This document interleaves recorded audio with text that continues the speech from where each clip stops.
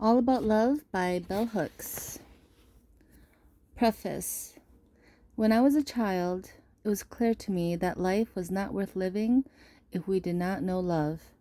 I wish I could testify that I came to this awareness because of the love I felt in my life. But it was love's absence that let me know how much love mattered. I was my father's first daughter. At the moment of my birth, I was looked upon with loving kindness, cherished, and made to feel wanted on this earth and in my home. To this day, I cannot remember when that feeling of being loved left me. I just know that one day I was no longer precious. Those who had initially loved me well turned away. The absence of the recognition and regard pierced my heart and left me with a feeling of brokenheartedness. So profound, I was spellbound. Grief and sadness overwhelmed me. I did not know what I had done wrong, and nothing I tried made it right. No other connection healed the hurt of that first abandonment, that first banishment from love's paradise. For years, I lived my life suspended, trapped by the past, unable to move into the future. Like every wounded child, I just wanted to turn back time and be in that paradise again. In that moment of remembered rapture where I felt loved, where I felt a sense of belonging. We can never go back. I know that now. We can go forward. We can find the love our hearts long for, but not until we let go grief about the love we lost long ago. When we were little and I had no voice to speak the heart's longing, all the years of my life, I thought I was searching for love I found. Retrospectively, to be years where I was simply trying to recover what had been lost, to return to the first home, to get back to the rapture of first love. I was not really ready to love or be loved in the present. I was still mourning, clinging to the broken heart of girlhood, to broken connections. When that mourning ceased, I was able to love again. I awakened from my trance state and was stunned to find the world I was living in, the world of the present, was no longer a world open to love. And I noticed that all around me I heard testimony that lovelessness had become the order of the day. I feel our nation's turning away from love as intensely as I felt love's abandonment in my girlhood. Turning away, we risk moving into a wilderness of spirit so intense we may never find out our way home again. I write of love to bear witness both to the danger in this movement and to call for a return of love. Redeemed, restored, love returns to us the promise of everlasting life. When we love, we can let our hearts speak. Introduction, Grace, touched by love. It is possible to speak with the heart directly. Most ancient cultures know this. We can actually converse with our heart as if it were a good friend. In modern life, we have become so busy with our daily affairs and thoughts that we have lost this essential art of taking time to converse with our heart. Quoted Jack Cornfield. Chapter 1. Introduction. On my kitchen wall hang 4 snapshots of graffiti art I first saw on construction walls as I walked to my teaching job at Yale University years ago. The declaration, "The search for love continues, even in the face of great odds," was painted in bright colors. At the time, I recently separated from a partner of almost 15 years. I was often overwhelmed by grief so profound it seemed as though an immense sea of pain was washing my heart and soul away. Overcome by sensations of being pulled underwater, drowning, I was constantly searching for anchors to keep me afloat, to pull me back safely to the shore. The declaration on the construction walls with its childlike drawings of unidentifiable animals always lifted my spirits. Whenever I passed this site, The affirmation of love's possibility sprawling across the block gave me hope. Signed with the first name of local artists, these works spoke to my heart. Reading them, I felt certain the artist was undergoing a crisis in his life, either already confronting loss or facing the possibility of loss. In my head, I engaged in imaginary conversations about the meaning of love with him. I told him how his graffiti art anchored me and helped restore my faith in love. I talked about the way this declaration, with its promise of a love waiting to be found, a love I could still hope for, lifted me out of the abyss I had fallen into. My grief was a heavy, despairing sadness caused by parting from a companion of many years, but more important, it was a despair rooted in the fear that love did not exist, could not be found. And even if it were lurking somewhere, I might never know it in my lifetime. It had become hard for me to continue to believe in love's promise when everywhere I turned, the enchantment of power or the terror of fear overshadowed the will to love. One day on my way to work, looking forward to the day's meditation on love that the sight of the graffiti art engendered, I was stunned to find that the construction company had painted over the picture with a white paint so glaringly bright it was possible to see faint traces of the original art underneath. Upset that what had now become a ritual affirmation of love's grace was no longer there to welcome me, I told everyone of my disappointment. Finally, someone passed on the rumor that the graffiti art had been whitewashed because the words were a reference to individuals living with HIV and that the artist might be gay. Perhaps it is just as likely that the men who splashed paint on the wall were threatened by this public confession of a longing for love, a longing so intense it could not only be spoken but was deliberately searched for. After much searching, I located the artist and talked with him face to face about the meaning of love. We spoke about the way public art can be a vehicle for the sharing of life-affirming thoughts. We both expressed our grief and annoyance that the construction company had so callously covered up a powerful message about love. To remind me of the construction walls, he gave me a snapshot of the graffiti art. From the time we met, everywhere I have lived, I have placed these snapshots above my kitchen sink. Every day when I drink water or take a dish from the cupboard, I stand before this reminder that we yearn for love, that we seek it, even when we lack hope that it can really be found. There are not many public discussions of love in our culture right now. At best, popular culture is the one domain in which our longing for love is talked about. Movies, music, magazines, and books are the place where we turn to hear our yearnings for love expressed. Yet the talk is not the life-affirming discourse of the 60s and 70s, which urged us to believe that all you need is love. Nowadays, the most popular messages are those that declare the meaninglessness of love, its irrelevance. A glaring example of this cultural shift was the tremendous popularity of Tina Turner's song with the title boldly declaring, "What's love got to do with it?" I was saddened and appalled when I interviewed a well-known female rapper at least 20 years my junior who, when asked about love, responded with biting sarcasm, "Love? What's that? I have never had any love in my life." Youth culture today is cynical about love, and that cynicism has come from the pervasive feeling that love cannot be found.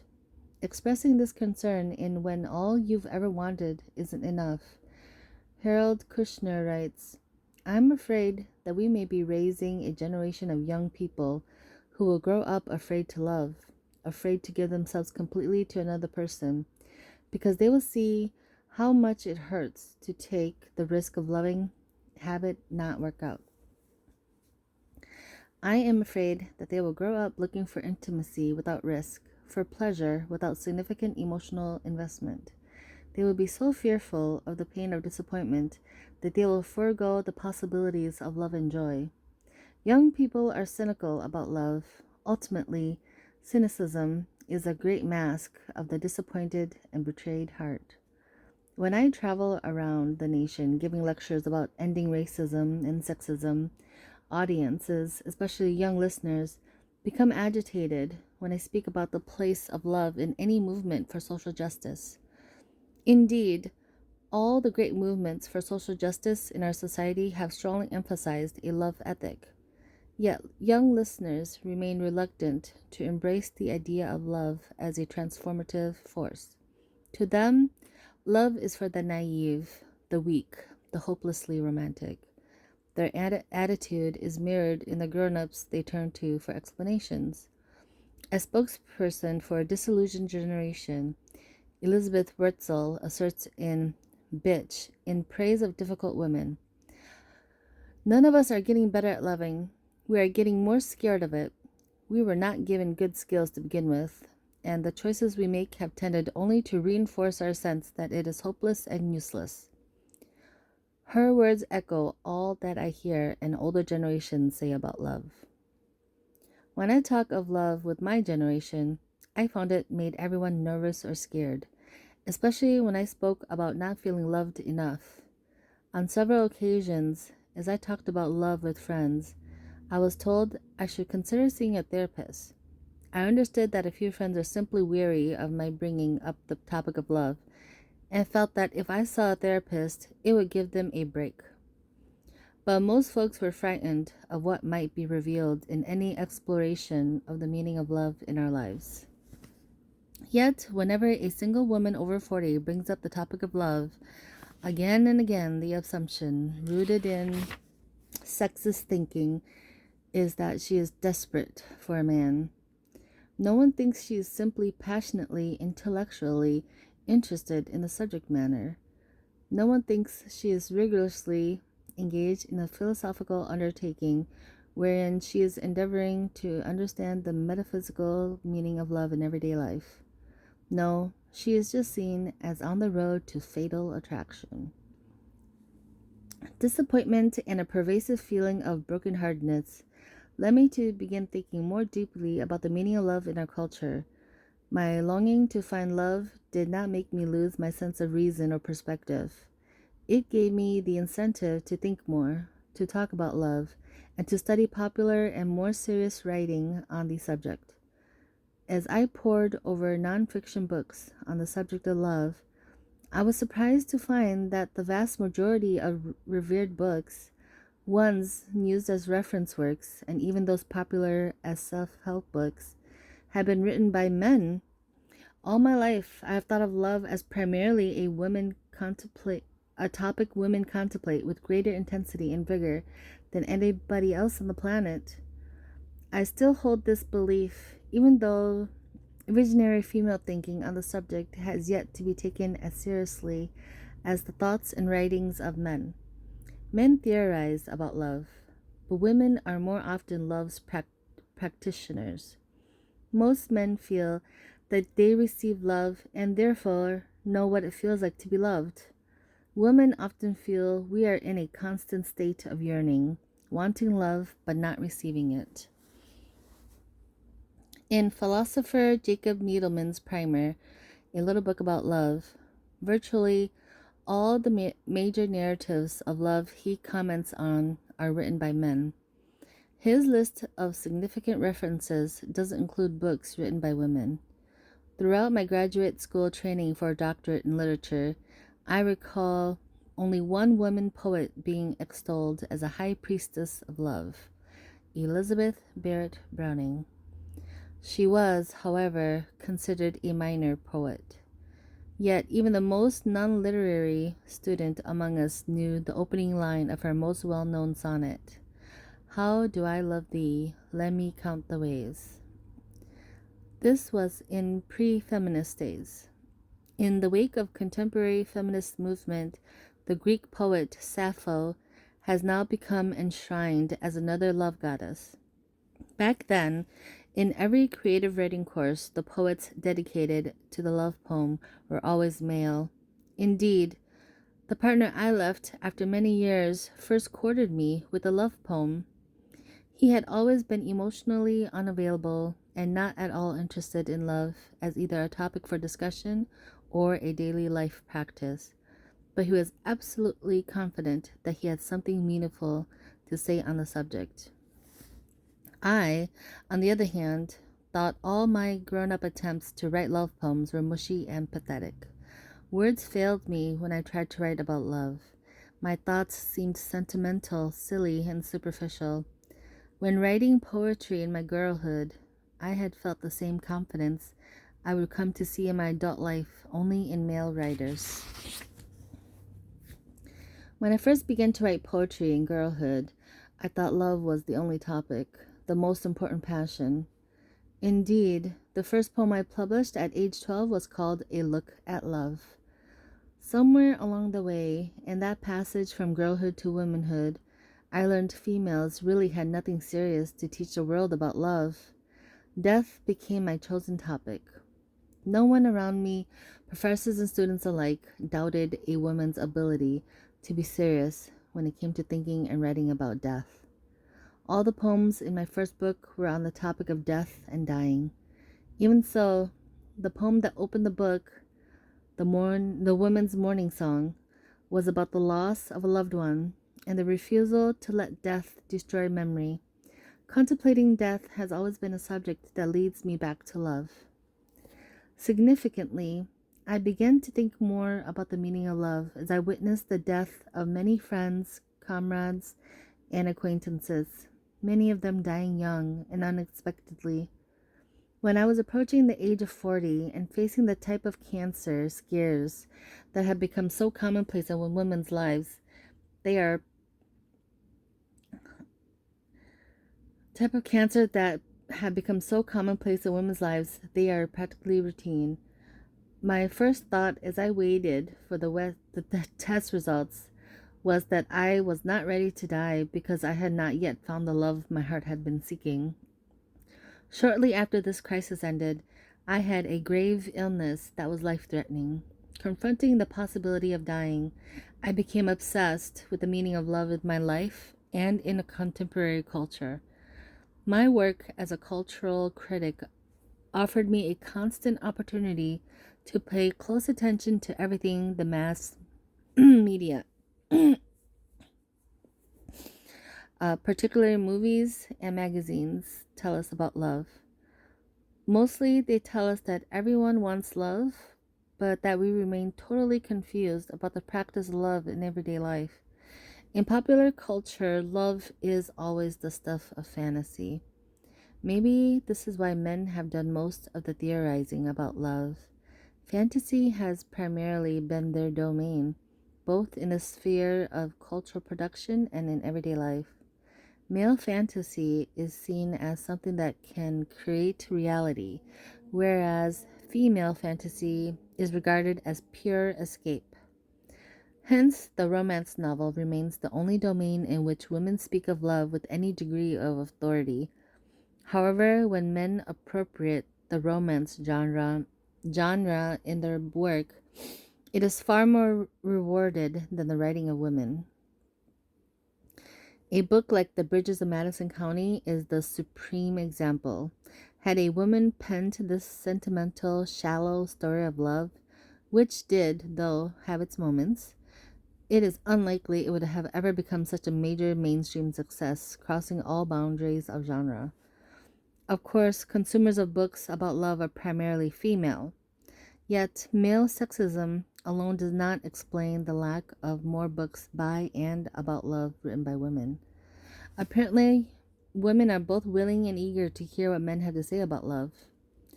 Female sexist thinking may lead a woman to feel she already knows what another woman will say. Such a reader may feel that she has more to gain by reading what men have to say. Earlier in my life, I read books about love and never thought about the gender of the writer. Eager to understand what we mean when we speak of love, I did not really consider the extent to which gender shaped a writer's perspective. It was only when I began to think seriously about the subject of love and to write about it that I pondered whether women do this differently from men.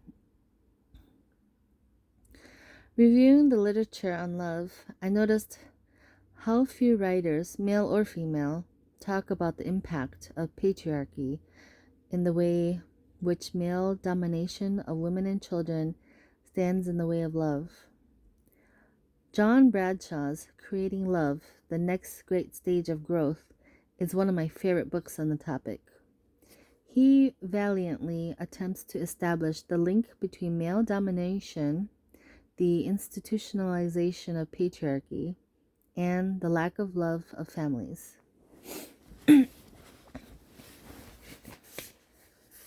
Famous for work that calls attention to the inner child, Bradshaw believes that ending patriarchy is one step in the direction of love. However, his work on love has never received ongoing attention and celebration. It did not get the notice given work by men who write about love while affirming sexist defined gender roles. Profound changes in the way we think and act must take place if we are to create a loving culture. Men writing about love always testify that they have received love, that they speak from this position. It gives what they say authority. Women, more often than not, speak from a position of lack, of not having received the love we long for. A woman who talks of love is still suspect. Perhaps this is because all that enlightened women may have to say about love will stand as a direct threat and challenge to the visions men have offered us. I enjoy what male writers have to say about love. I cherish my Rumi and my Rilke, male poets who stir hearts with their words. Men often write about love through fantasy, through what they imagine is possible, rather than what they concretely know. We now know that Rilke did not write as he lived, that so many words of love offered us by great men fail us when we come face to face with reality. And even though John Gray's work troubles me and makes me mad, I confess to reading and rereading Men Are From Mars, Women Are From Venus.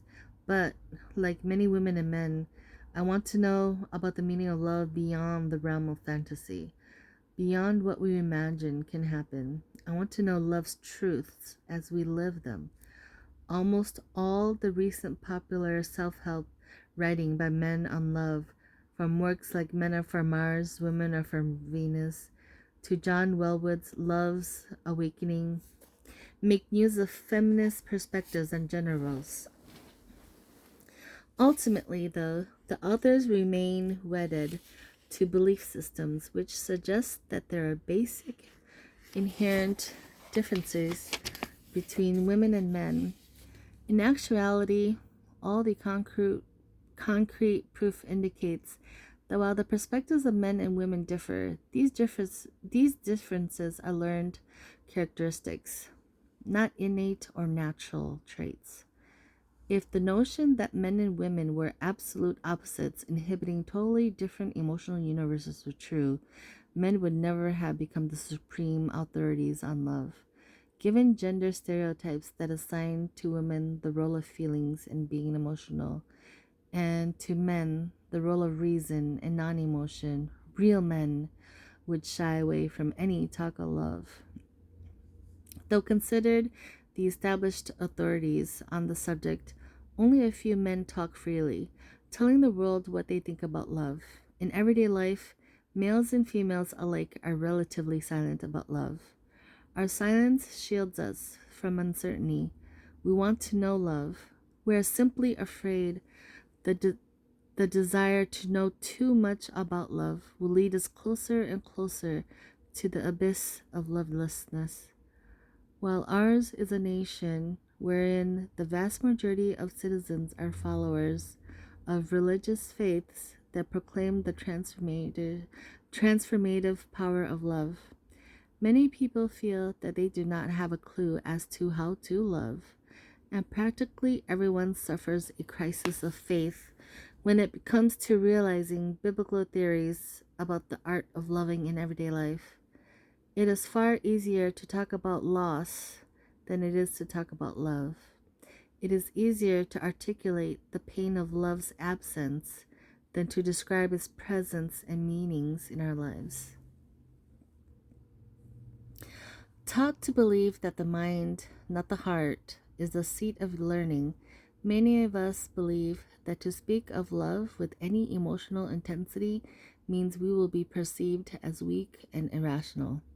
And it is especially hard to speak of love when what we have to say calls attention to the fact that lovelessness is more common than love, that many of us are not sure what we mean when we talk of love or how to express love. Everyone wants to know more about love. We want to know what it means to love, what we can do in our everyday lives to be loved.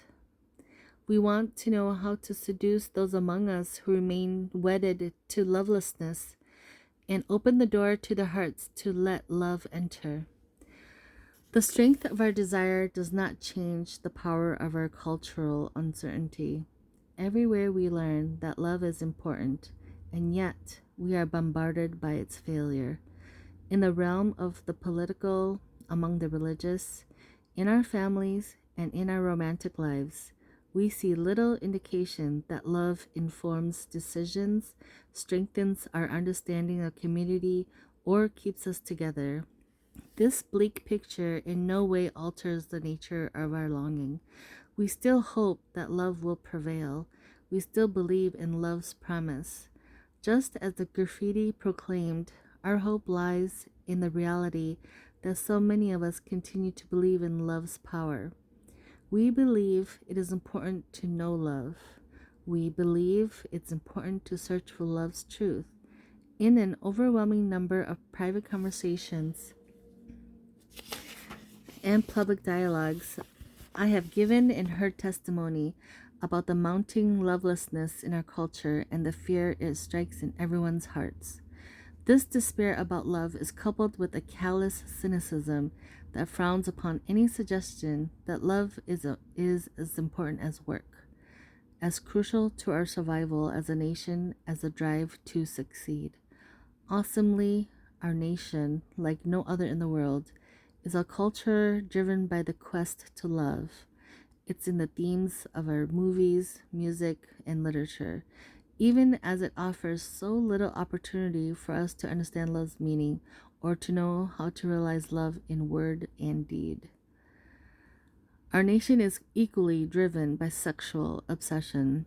There is no aspect of sexuality that is not studied, talked about, or demonstrated. How to classes exist for every dimension of sexuality, even masturbation. Yet schools for love do not exist.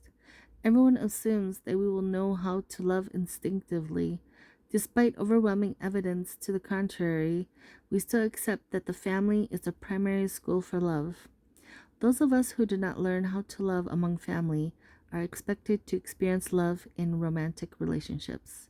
However, this love eludes us, and we spend a lifetime undoing the damage caused by cruelty, neglect, and all the manner of lovelessness experienced in our families of origin and in relationships where we simply not know what to do. Only love can heal the wounds of the past. However, the intensity of our woundedness often leads to a closing of the heart, making it impossible for us to give or receive the love that is given to us. To open our hearts more fully to love's power and grace, we must dare to acknowledge how little we know of love in both theory and practice. We must face the confusion and disappointment that much of what we were taught about the nature of love makes no sense when applied to daily life. Contemplating the practice of love in everyday life, thinking about how we love and what is needed for ours to become a culture where love's sacred presence can be felt everywhere. I wrote this meditation. As the title, All About Love, New Visions, indicates, We want to live in a culture where love can flourish. We yearn to end the lovelessness that is so pervasive in our society. This book tells us how to return to love. All About Love, New Visions provide radical new ways to think about the art of loving, offering a hopeful, joyous vision of love's transformative power. It lets us know what we must do to love again. Gathering love's wisdom, it lets us know what we must do to be touched by love's grace.